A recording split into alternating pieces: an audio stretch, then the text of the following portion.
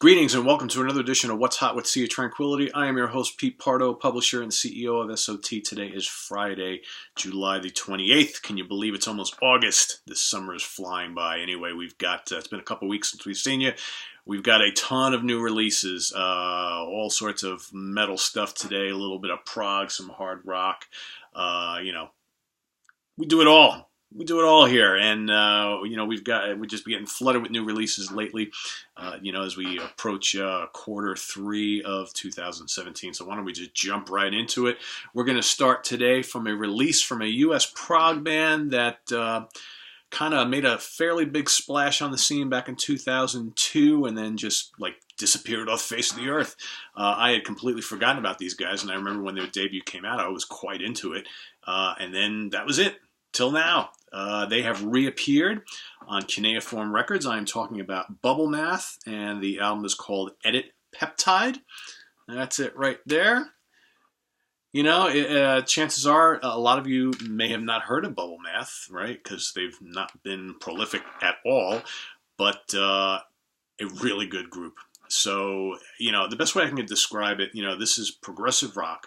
Bits of avant-garde, little bits of jazz fusion, and some metal. But this is a prog band through and through.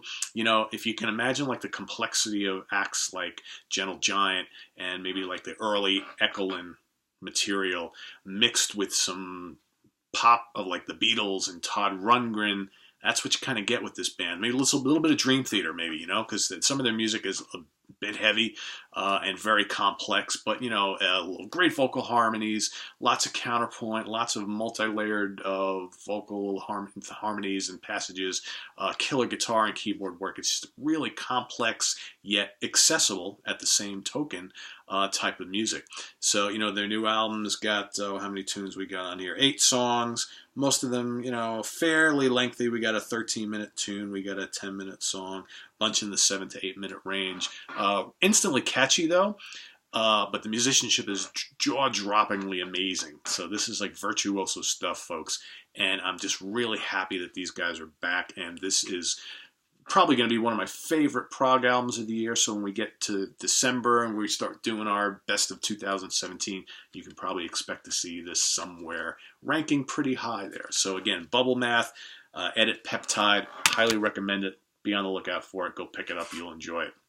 We're going to totally switch gears now. We're going to move away from prog. We're going to go to vintage 70s bluesy hard rock with little bits of doom. I am talking about the latest release from the Cold Stairs.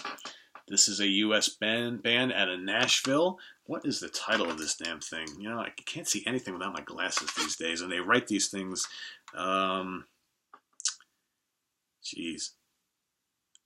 Hellbent? Headbent. and I'm probably not even reading that right. Hold on, let's see.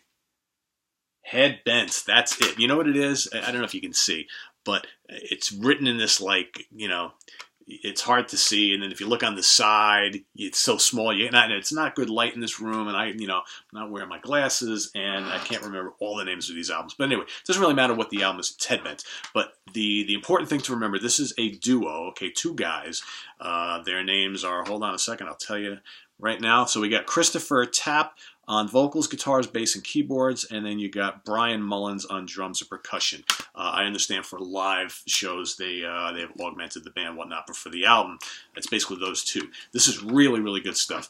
A lot of nods to the great bands of yesteryear, Sabbath and Purple and Humble Pie and Zeppelin and that sort of thing, mixed with a little bit of maybe Cactus, as well as the Black Crowes, little hints of the Allman Brothers, a lot of blues elements as well. Some tunes are heavy and kind of doomy. Some are just all out blues rockers, a little bit of southern rock going on in there. The vocals are great. Think Marriott, think Paul Rogers. Sounds pretty good? Yeah, it is. The songs are ridiculously catchy.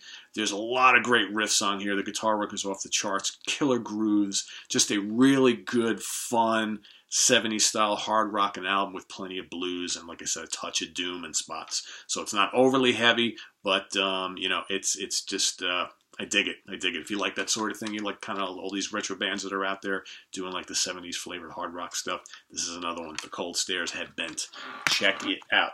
All right, from there, we're going to go hop on over to AFM Records, okay? As you know, the home of all things kind of power metal, right? I mean, they do other stuff. You know, they do some progressive metal, some classic metal stuff. But, you know, mainly this AFM Records is just a hotbed of power metal bands, and the one we're going to start with, the first one, is the latest. It's called War of Dragons, from our friends from Sweden.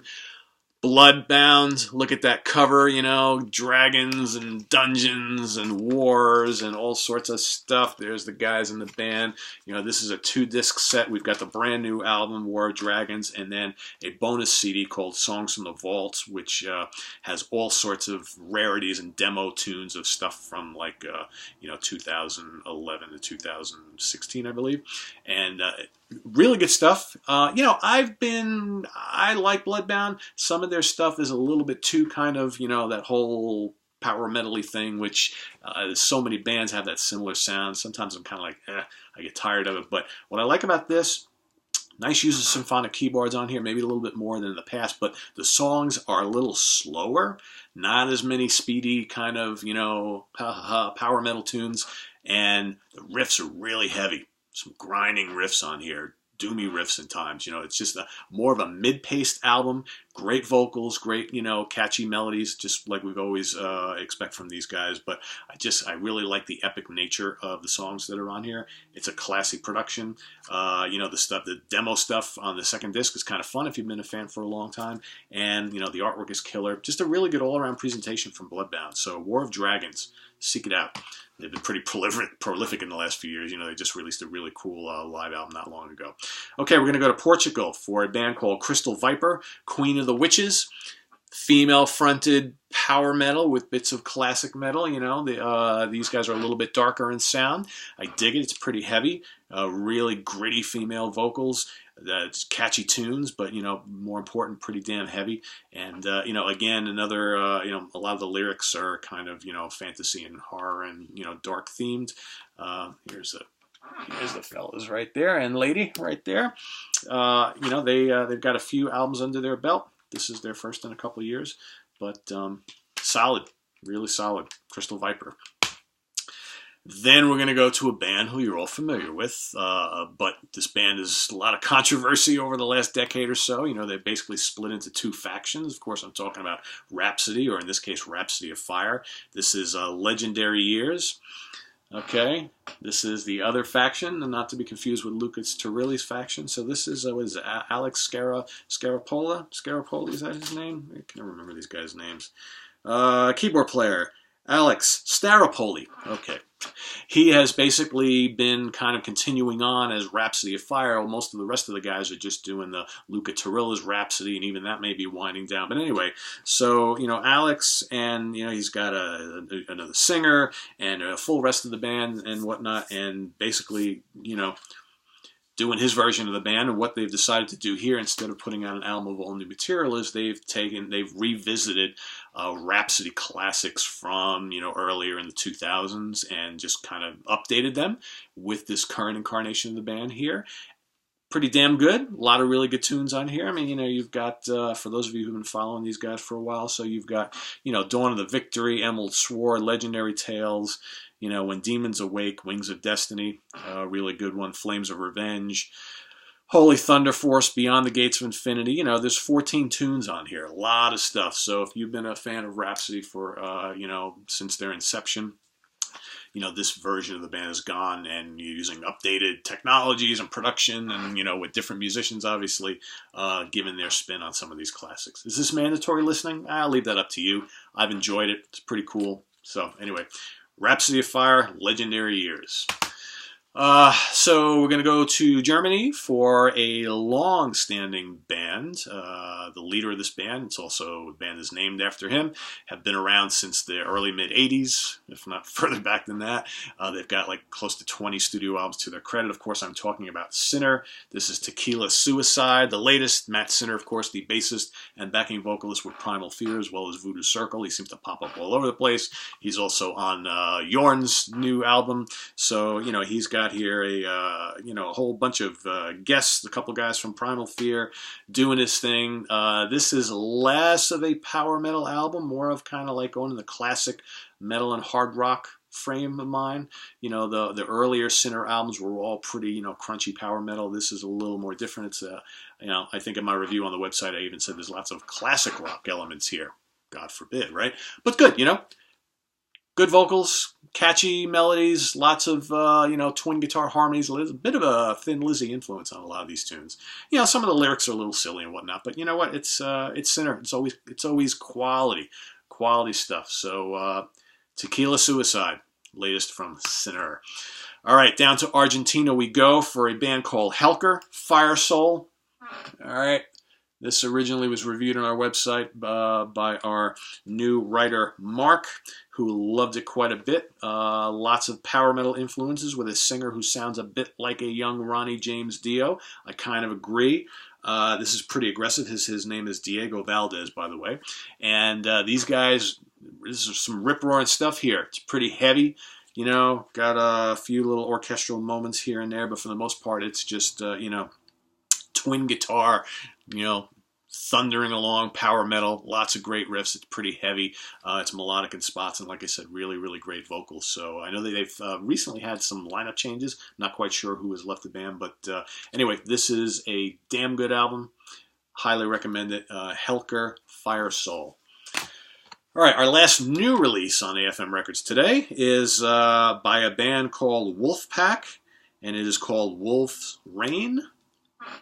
Oh, let's get that glare out of there. There we go. If you're familiar with Wolfpakk, this is kind of like the little project of Michael Voss, who is, guitarist and vocalist. He spent some time with Michael Schenker, along with all sorts of other people. There's guests aplenty on here. I mean, hold on a second, just because I'm just going to rattle off a few. I know, let's see, who do we got here? So on guitars, we've got George Lynch. We've got Timo Summers. We've got Brad Gillis from Night Ranger. Chris Holmes, ex-Wasp. On vocals, we've got Biff Byford from, Saxon, of course, a legend. We've got, who else here? Mike Viscera, ex-Loudness and Malmsteen. Tony Harnell from TNT. Skid Row. I mean, the Steve Grimmett, Grim Reaper. Danny Vaughan. All sorts of folks. And, it's kind of one of those, kind of like the Arion thing, kind of like, those bands that do these kind of like metal, symphonic metal operas, so to speak. So, quality stuff, power metal, progressive metal, classic metal, a little bit to AOR, melodic rock, it's all here. It's, if you like those kind of big production, all these singers doing different parts and whatnot, I think you'll dig this. It's a quality release, and if you like that sort of thing, you can't go wrong here. Okay, to round out our plethora of AFM stuff, all right, they have also recently been reissuing the classic Accept albums, right? So, of course, Accept, one of the legendary heavy metal bands from Germany. So they started out here, and I don't remember exactly what year this came out. I'm going to say 1980. It could be off by a year or two. They're self-titled, all right? Who can forget that album cover with the chick in the black with the, So, not a great album, all right? So they Accept basically started humble beginnings, and this, to me, reminds me of sounding like a poor imitation of that very early Scorpions sound, thinking Lonesome Crow and Fly to the Rainbow. It's got its moments. Not a great album by any means. I think they were still trying to find their way, which they got a little bit closer on their next album, which is called I'm a Rebel. Okay, and there's what the band looked like back then. See if you can find Udo in that picture. There he is, right there in front. This is a bit better. Songs are starting to get a little bit more memorable, a little heavier, right? Still not a great album, but got a few good tracks on there. It wasn't until their third album that I think the formula finally started to really click with Breaker. Okay, this is the first one I ever owned, And actually, no, that is not true. The next one is the first one I ever owned, but I got this shortly thereafter because the next one, it was so damn good. I bought this right after. But Breaker is really good. You know, you got some great tunes on here like Starlight. The title track is killer.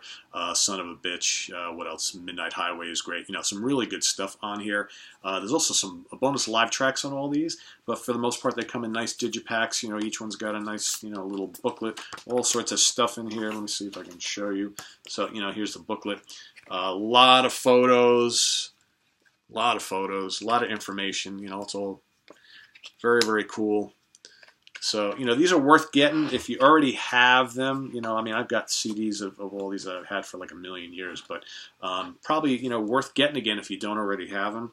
And even if you do, you know, they all sound great, and it's nice to have them in these new packages. So, you know, that was Breaker that kind of really got them going on their way, but it wasn't until the next album that really just broke this band. And I still remember the day when I first heard this album, and this album, right? So you put it on the turntable, and those first few seconds, you know, with the needle scratching and the hi-dee, hi-ho, hi-hum, and then that scream from Mr. Dirk Schneider, it was like, and the double bass drums, it's like nothing I'd ever heard before. I was like, holy shit, what is this? What it was, you know, Fast as a Shark, but Restless and Wild is the album, okay? This obviously is a different cover than some of you may have. Other versions, depending on what region of the world you live in, had like a live picture of the band, right, with the flying V's and Udo, and you know, very, very cool. But this was I believe, the original European release album cover art. So again, you know, this one is legendary for a reason. Fast as a Shark, you know, Neon Nights, Demon's Night. What else we got in there? Restless and Wild, the title track is great. Flash Rockin' Man, Princess of the Dawn. Come on, classics. They would even go on to bigger heights after this, of course, with Balls to the Wall, but that's a story for another day. So, again, all of them have, you know, bonus live tracks, nice booklets. You know, they all kind of match, obviously, and, you know, worthwhile getting if you are an Accept fan. It's nice to have these all in nice little, you know, reissues. Anyway, we're going to stick on reissues. We're going to go to Prague now and kind of finish out this episode. So, Emerson, Lake and Palmer, right? We've been covering over the last few months the whole reissue campaign with them. They've been remastering and reissuing a lot of the early classic ELP albums. Of course, now two of the members since they've started this have passed away. Keith Emerson and Greg Lake have left us over the last year, leaving only Carl Palmer. But they are now up to, and this is BMG, they are now up to the Works, Volume 1. There it is. Okay. Many of you will be familiar with this album. This is basically where they were at this time, as the members were thinking of doing like solo albums, solo projects. And what they ultimately decided to do is release an album where, a double album where each side of the vinyl would be dedicated towards one of the members to do like solo pieces, right? So, you know, Keith Emerson did this piano concerto #1, accompanied by an orchestra. Greg Lake did a handful of more kind of singer-songwriter themed songs, because he was into that, you know, acoustic guitar and vocals type of thing. He was a pop guy deep down inside. And then on disc 2 here, and those are in disc 1. Disc 2 is the Carl Palmer solo tracks, a mix of orchestral and jazz fusion, and just kind of like also he's all over the place, you know, really interesting stuff. And then to round out the second disc, they did, on the original album, they did 2 songs as the band, right, as ELP. We've got Fanfare for the Common Man, which went on to become one of the biggest instrumental songs ever that, you know, charted on the hit charts. It was really big on radio, great tune. And then, of course, Pirates. So an interesting kind of break from what we normally heard from ELP up to that time. So, you know, they took a little break, decided to do this, and then, you know, quickly thereafter, the record company pumped out Volume 2 of the Works, right? Which was a little bit different, as it had some like kind of leftovers and rarities and things that weren't used and whatnot, some different versions of songs that appeared. So the original album was just a single album. But right after that, they went out and did a tour, with the Works tour, with the orchestra, and they played this huge show up in Montreal, Canada, I believe, and then they released an album called Works Live. I think that was in 1977, I believe. So this is kind of cool, because this not only has the Works Volume 2, but it has all of Works Live. So you've got, on disc 1, you've got all of the original Works 2 album, plus maybe a third of the live album, and then on disc 2, it continues on with the Works Live album. So it's all here, and again, you've got booklets and all sorts of stuff, remastered sound. If you're an ELP fan, this is a must-have. So the last one for today, for ELP, is, of course, a much maligned release in their discography by most fans. And, this kind of came about as the 70s is winding down, the 80s is right on the horizon. I'm talking about 1978's Love Beach. That cover should be a warning right off the bat, folks. Do we really want to see the guys from Emerson, Lake and Palmer on a beach, with the beautiful clouds behind them and the palm trees and the shirts open? That is not the image that ELP had portrayed prior to that. So right then the red flags were going up. And you know what? It's not a very good album. There are a couple of good tunes on here. For the most part, it's kind of ELP light, ELP going pop, which a lot of the, classic prog bands were kind of doing around that time, Yes, we're starting to move in that direction a little bit. Genesis certainly were doing that. Gentle Giant did that on their last album, Civilian. Rush was kind of moving that way a little bit. So this is not really uncommon for a lot of these progressive bands to kind of start to become a little more accessible and move away from the bombast of the early mid-70s. Punk was big, new wave was coming in, disco was all the rage. Can you really blame them? They wanted to sell some fucking records, right? So doesn't mean we had to like it, and most of us didn't. But overall, this is not a disastrous album. Well, that's maybe I should re-say that. It's not as awful as originally portrayed. It's not a very good album. At least it's not a very good ELP album. Like I said, of the 7 tracks on here, Memoirs of an Officer and a Gentleman is pretty decent. The Gambler's okay. All I Want Is You, Love Beach, very, very mediocre. Not a lot of that virtuoso playing that we had, come to know from the band. And, it's just not a successful album. But to go listening back to it now all these years later is what it is, right? But, here you've got some alternate mixes and outtakes and things like that. So it's, a cool little reissue. I mean, right here, you can just look at that picture. I'm sorry, but ELP should not be doing that. All right, these cheesecake or beefcake photos, whatever you want to call them. So with that, we're our last bit of the day, our last piece of business here, as always, is Forgotten Favorites. This is a real rarity from 1970. I've had this for about a year. I can't remember how I stumbled upon this, but this is a pretty cool album from a band that I'm sure none of you have ever heard of. The band is called Sabbatis. The album is called Warning in the Sky. These guys were from upstate New York. I believe they were, as you can see by this picture, all teenagers. This album has got 7 tunes, released on Jargon Records back in 2011. So you should be able to find this. These guys are interesting. Don't be put off by the kind of name of the band and some of the song titles. You would think that this was kind of like this brooding, kind of Black Sabbath influenced occult proto-metal doom act, and they really weren't. More importantly, I think they were heavily influenced by those first 3 Deep Purple albums, maybe a bit of Vanilla Fudge, as well as Iron Butterfly. I also hear a little bit of Steppenwolf in their music as well. So, but if you love that late 60s, early 70s heavy organ and guitar thing, doing like that early hard rock, I wouldn't even really call them proto-metal. There's a bit of psych in here as well. You know what it is? Their guitar riffs are not overly heavy. This is not, the guitar is not really saturated in fuzz or distortion. The guitar is a little more clean, but the organ is certainly pretty heavy. So matched together, their sound is very rockin', but it's not as heavy as, say, like Sabbath or, Heap or Purple or any of those bands I mentioned, but kind of along those same paths. That's why I mentioned Steppenwolf, because I get that some of that early hard rock and Steppenwolf stuff sounds a lot like this. Really good vocals. If you go onto YouTube, search for a song called "The Devil's in You" by Sabbatis, Sabbattis. Very cool tune. Again, the lyrics are, you would think, okay, this is kind of right alongside that kind of occult hard rock proto-metal stuff. But it's a pretty heavy tune. Not crushingly heavy, but really, really good. It's kind of evil sounding, What else? Green Glass and all that jazz is great. Bought and Sold. Crystal Mirror is very cool. Just a really good early unknown hard rock album from 1970. And I believe they were from Rochester, New York. I believe that's where these guys were from. Something like that. Don't quote me. Rochester, New York. Yeah, that's where it was recorded. In the basement of one of these guys' parents' house. Okay, so yes, they were like teenagers. So check it out. Sabbatis, Warning in the Sky, if you can find it. It's a good one. So with that, I'm going to leave you for another week. My name, as always, is Pete Pardo. Visit us on the web at www.seaoftranquility.org. We are on Facebook. We are on Twitter. And, of course, we're here every so often on the mighty YouTube.